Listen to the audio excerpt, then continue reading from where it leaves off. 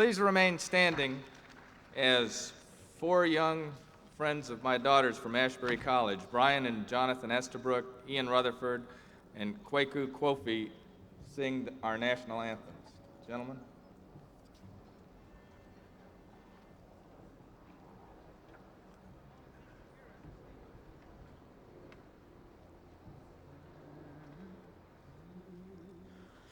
O Canada, our home and native land, true patriot love in all thy sons command.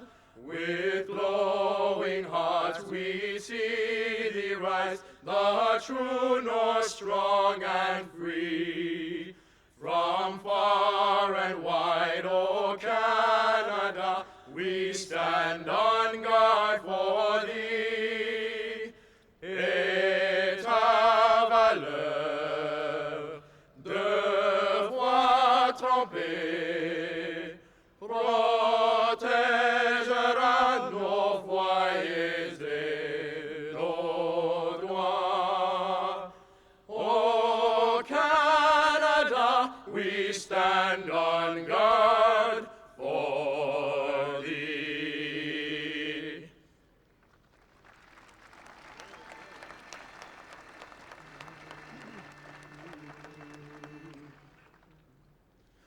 Oh, say, can you see by the dawn's early light what so proudly we hailed at the twilight's last gleaming, whose broad stripes and bright stars through the perilous fight o'er the ramparts we watched were so gallantly streaming, and the rocket's red glare, the bombs bursting in air, gave proof through the night that our flag was still there.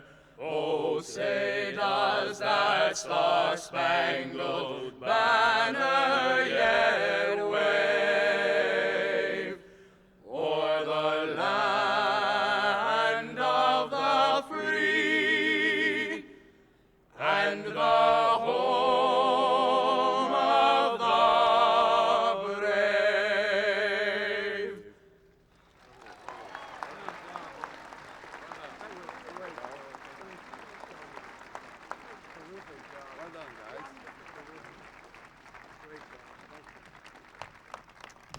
Please be seated. Thank you, gentlemen.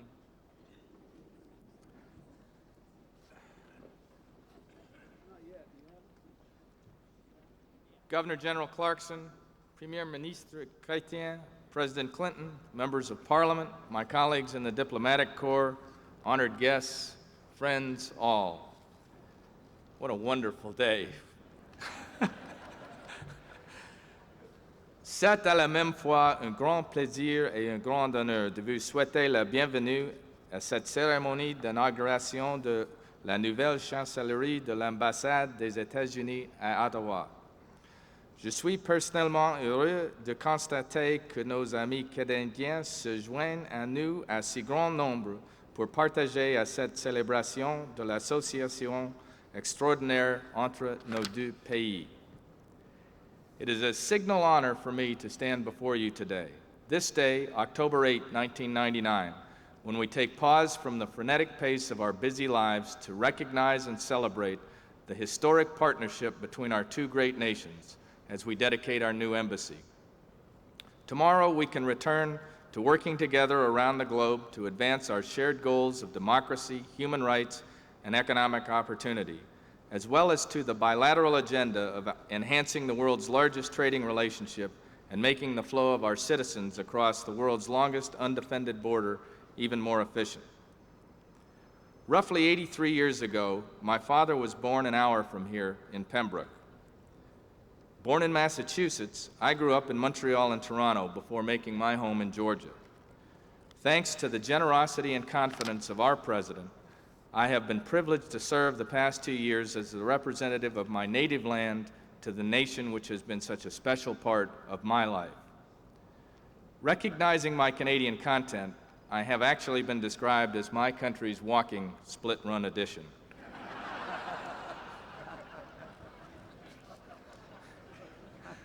Patty, Kelly, and I are literally having the time of our lives during this all-too-brief, remarkable experience in this wonderful country.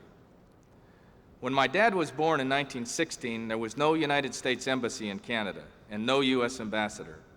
While we had missions in Canada as early as 1827 in Halifax, the United States opened our first and current embassy building on Wellington Street and accredited our first ambassador to Canada in 1943.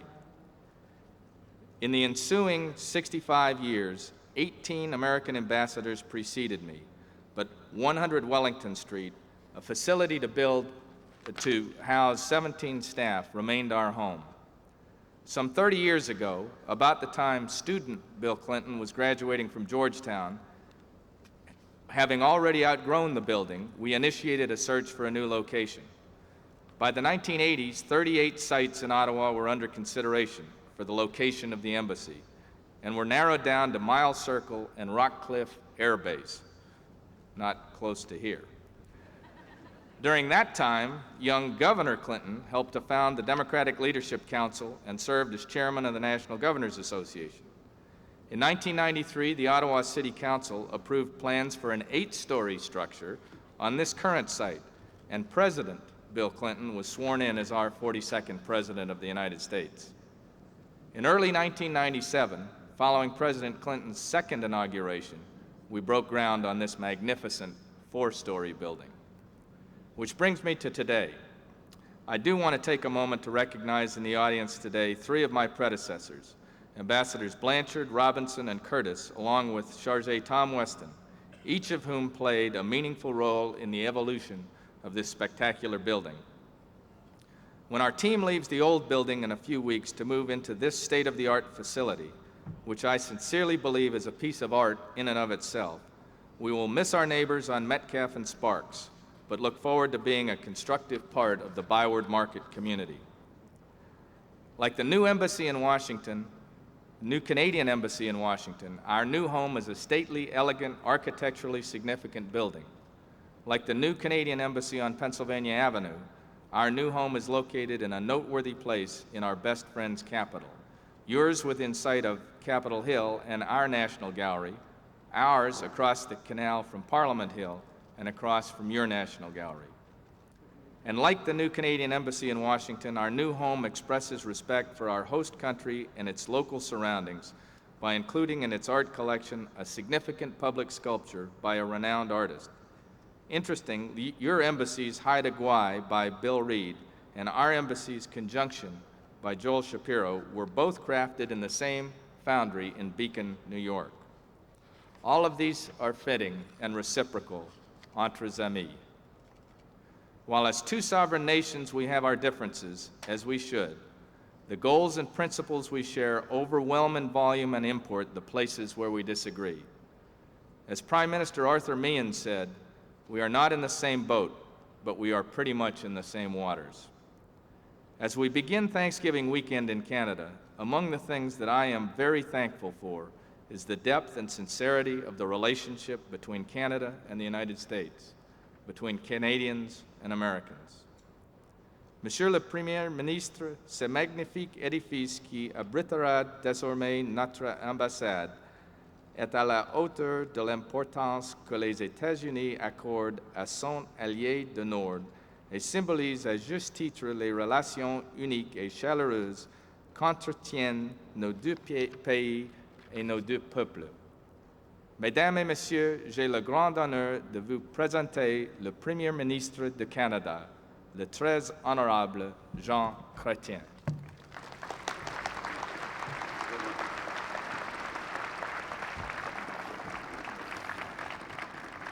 Mr. President, Madam Governor, Ambassadors, Minister, Members of Parliament, ladies and gentlemen, Mesdames et Messieurs. Mr. President, I understand that this is the first time a President of the United States has attended a ceremony to open a new American embassy.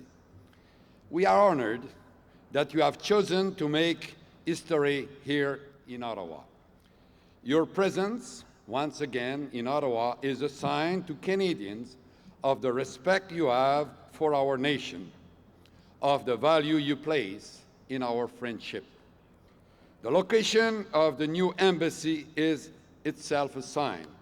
It shares much in common with ours in Washington, as mentioned the ambassador. Both are in prime locations with spectacular views of our capitals. Both are right across the street from our national galleries of art.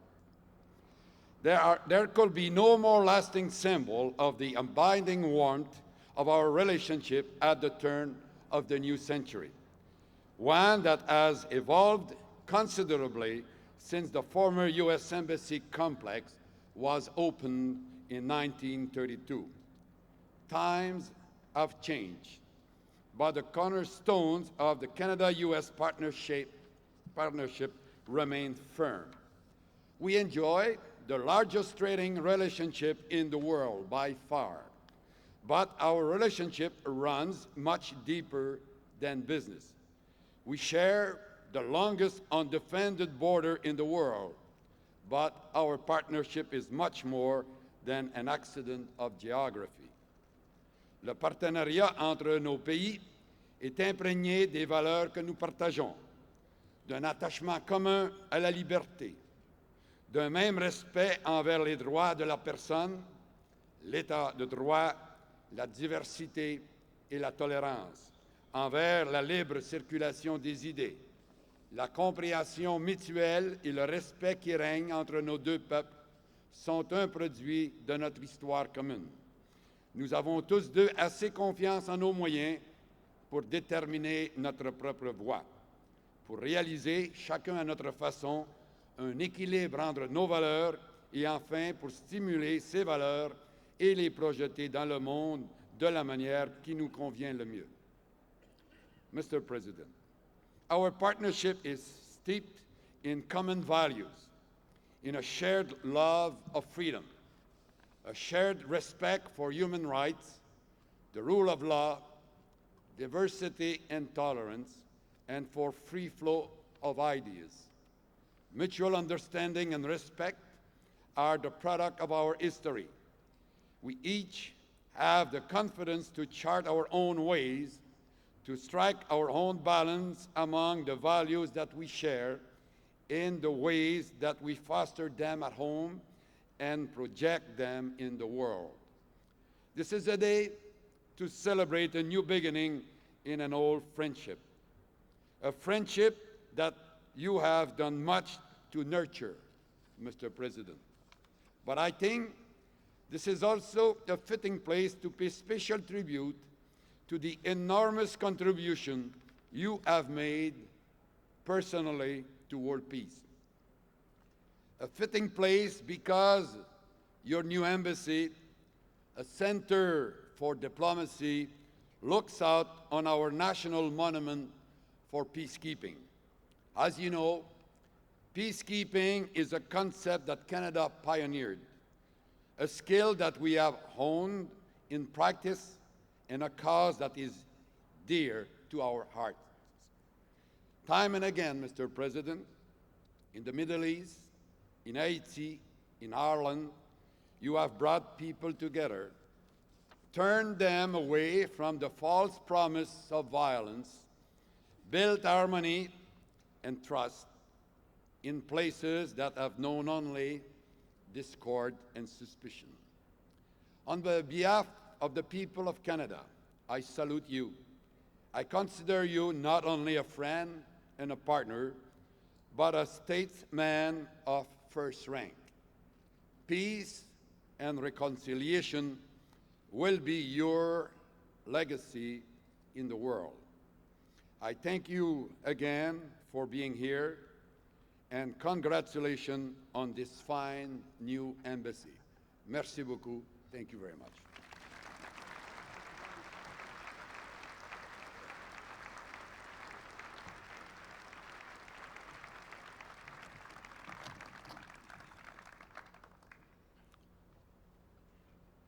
Nous vous remercions, Monsieur le Premier ministre, de votre présence parmi nous à cet événement mémorable. Nous sommes touchés par vos bons mots et honorés de votre amitié.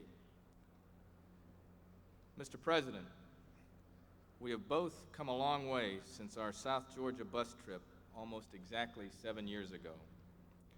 When I first arrived in Canada as ambassador, I was asked what qualified me for this position. My response was that my dad was born here.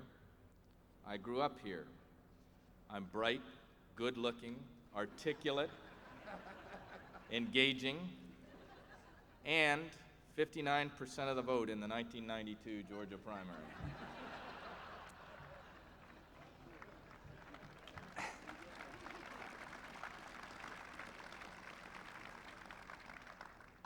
As I travel Canada, I try to find words to express just how historic, unique, and mutually important our relationship is.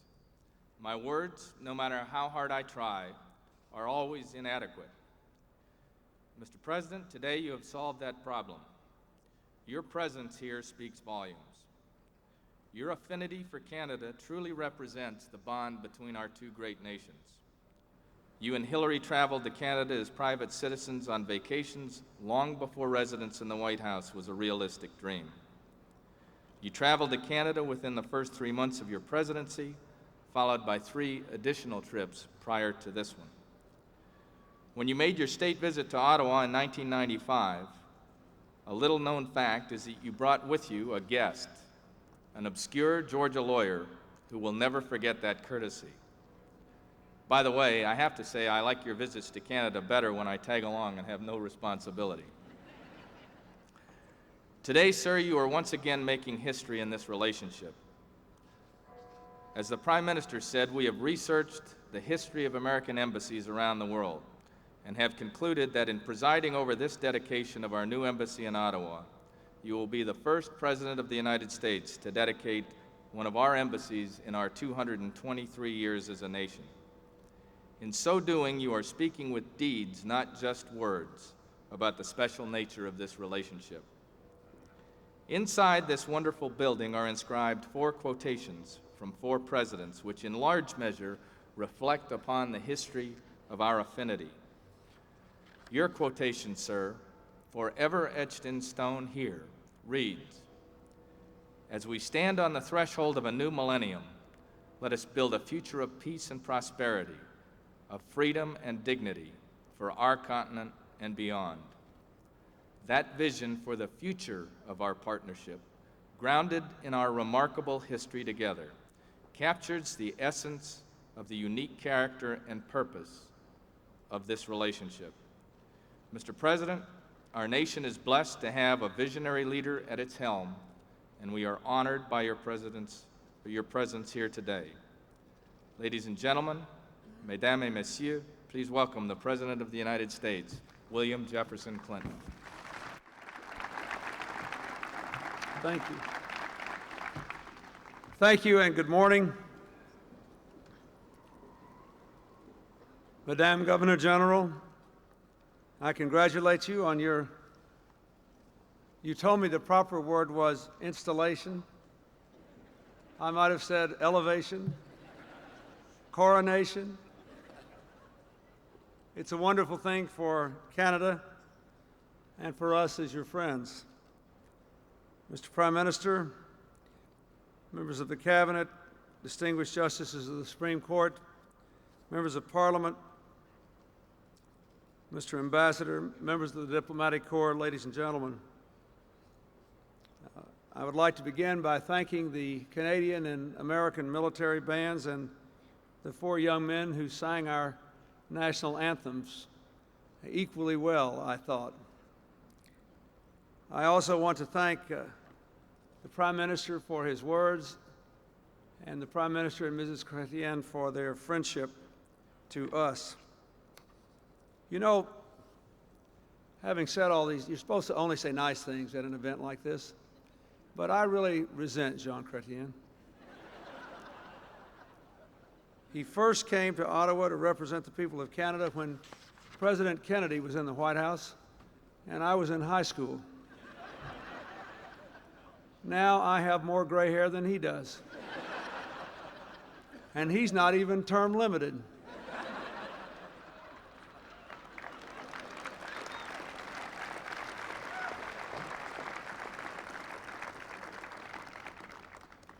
Your wonderful ambassador to our country, Ramon Chrétien, once joked that the Prime Minister is, I quote, the only leader in the G7, that includes me, therefore it's a put down, the only leader in the G7 who could still slalom on water skis with one of his grandchildren on his shoulders. It is true that even if I had grandchildren, I could not do that. Well, Prime Minister, that's not the only way in which you carry the children of this country on your shoulders. And I thank you for being my friend and partner. I also want to say a special word of appreciation to the men and women who serve in our embassy here, both American and Canadian citizens, and to my good friend, Ambassador Giffen, who gave me an unusually generous introduction, confirming Clinton's fourth law of politics: whenever possible, be introduced by someone you have appointed to high office.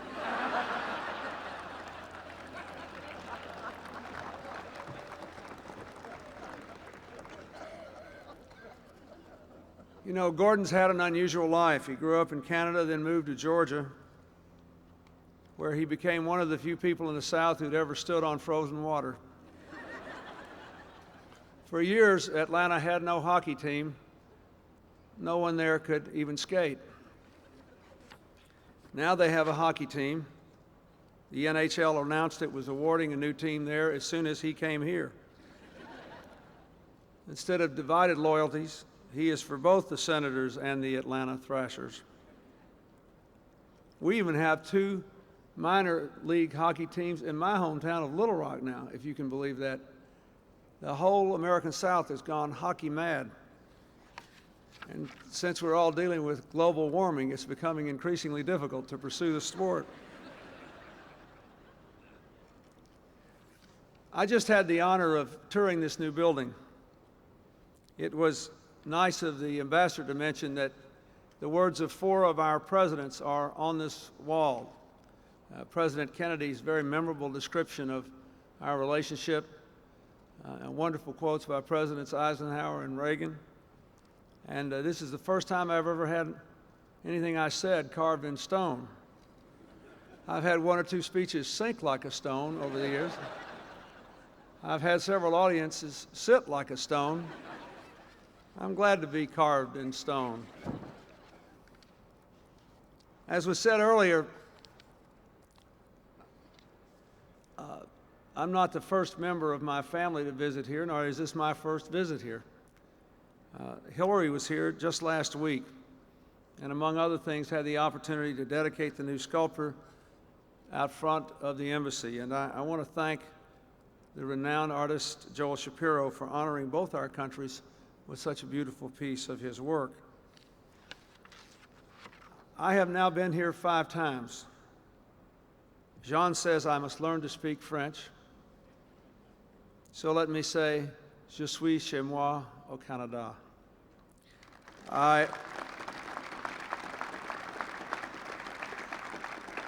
He also says if I come one more time, I have to start paying taxes. I think that's more important than the French to him. I don't know. More than a decade ago, I came to France with Hillary, our young daughter, and my mother-in-law. We celebrated the new year. We had a few wonderful days in Montreal. We drove to Chateau Montebello.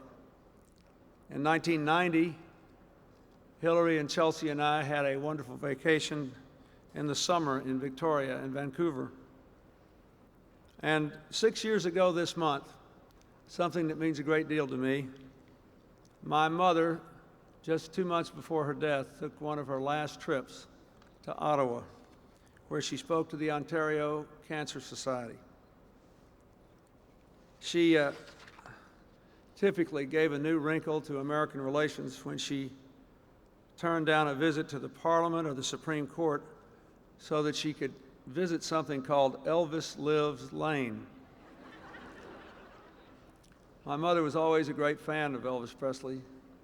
She's convinced that he's going to appear at one of my speeches one day. Today, we add another chapter to the remarkable history of the friendship of our people. It is true, I believe, that in the 223-year history of our country, the President has never left the United States to dedicate an embassy. If that tradition were ever to be abandoned, it would have to be here in Canada.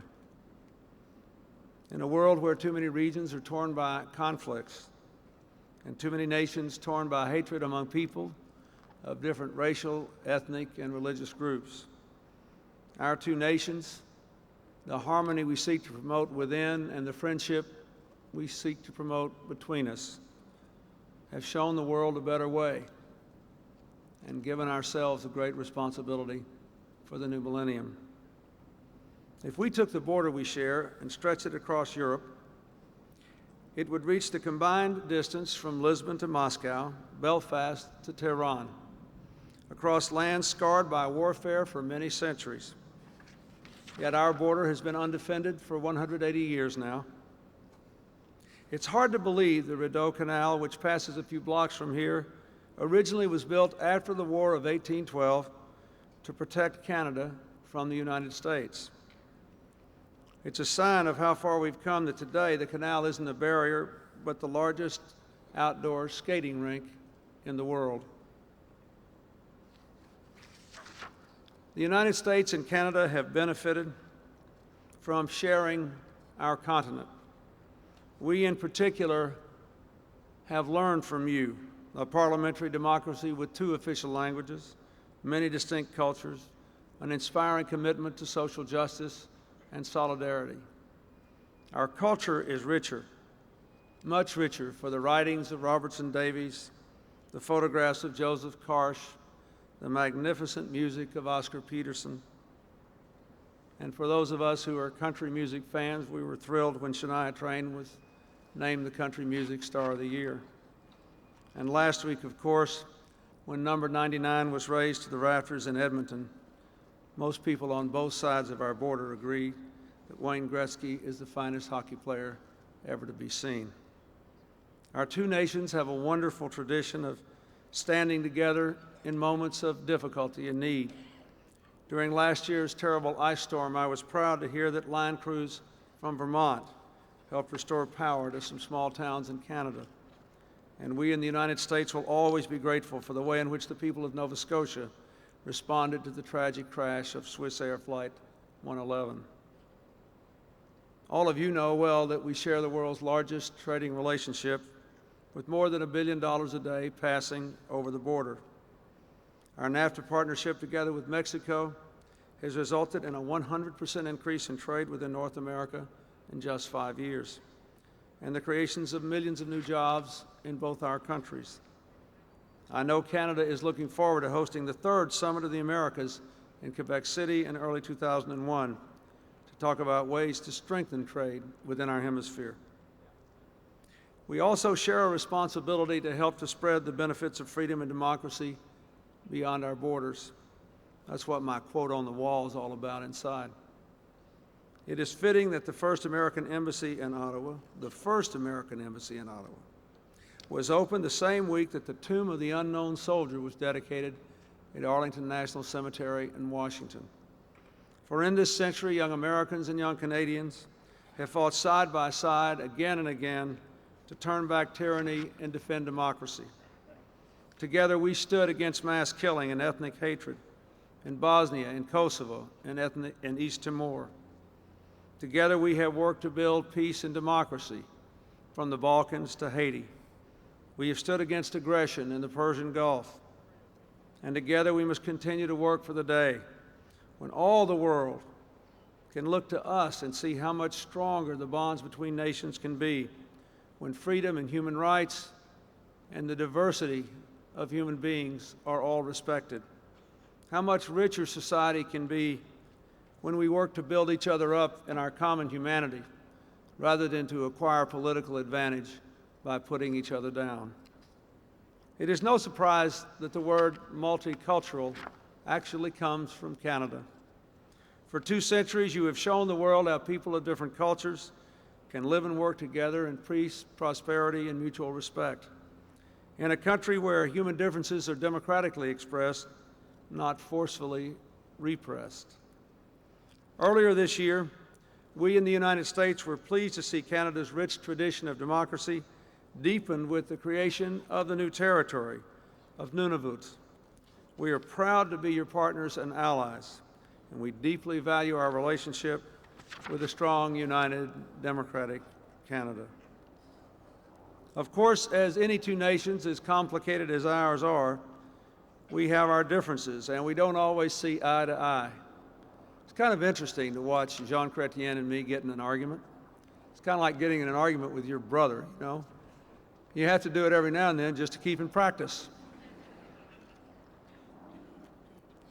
When we do have our differences, we try to approach them in good faith and directly, as true friends must. And we have shown that when we work together on nearly every issue, we can reach agreement. I know that there's still one big issue out there that the Canadians are really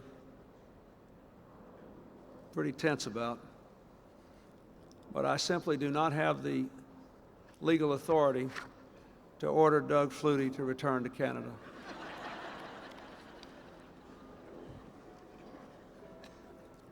Let me say to all of you in closing,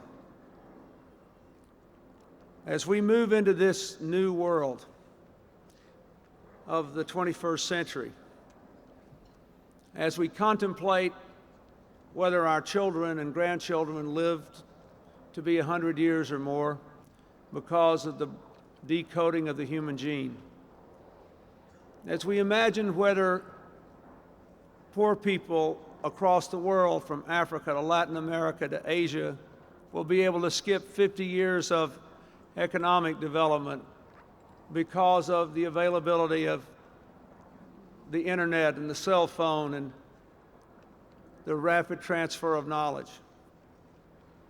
As we imagine all the glories of modern technology in the modern world, it is well to remember that for all this race to tomorrow in technology, the deepest problem the world faces today is the most primitive problem of human nature: the fear of the other, people who are different from us. What have we done, Jean and I, since we've been in our respective positions around the world? We tried to stop people from killing each other in Bosnia and Kosovo because of religious and ethnic differences. I spent an enormous amount of time trying to help the people in the land of my forebears in Northern Ireland get over 600 years of religious fights. And every time they make an agreement to do it, they're like a couple of drunks walking out of the bar for the last time. When they get to the swinging door, they turn right around and go back in and say, I just can't quite get there. It's hard to give up these things. Look at the Middle East. For all of our progress, it is so hard for them because of millennial differences. Why were all those people slaughtered in Rwanda? When we have differences here in our homes, in our neighborhoods, in Canada, and in the United States, it is well to remember that the effort we are making to remind our own citizens that our common humanity is always more important than the things which divide us. They make life more interesting, our differences, but we must constantly reaffirm that. Canada and the United States, I think, have a special responsibility to the new millennium. It would be tragic if all the dreams that we share for our children and our grandchildren's future, if all the potential of the modern world were to still keep crashing on the rocks of mankind's oldest failing. Let us show the world we don't need to be afraid of people who are different from us. We can respect them, we can differ honestly, but always, always we must reaffirm our common humanity. That, to me, is the true story of our long friendship, which this magnificent building embodies. And now, it is with great pride and privilege that I declare this embassy officially open in service to the people of the United States and in friendship to our greatest neighbor and ally, the people of Canada. May God bless the people of Canada and the United States of America. Thank you very much.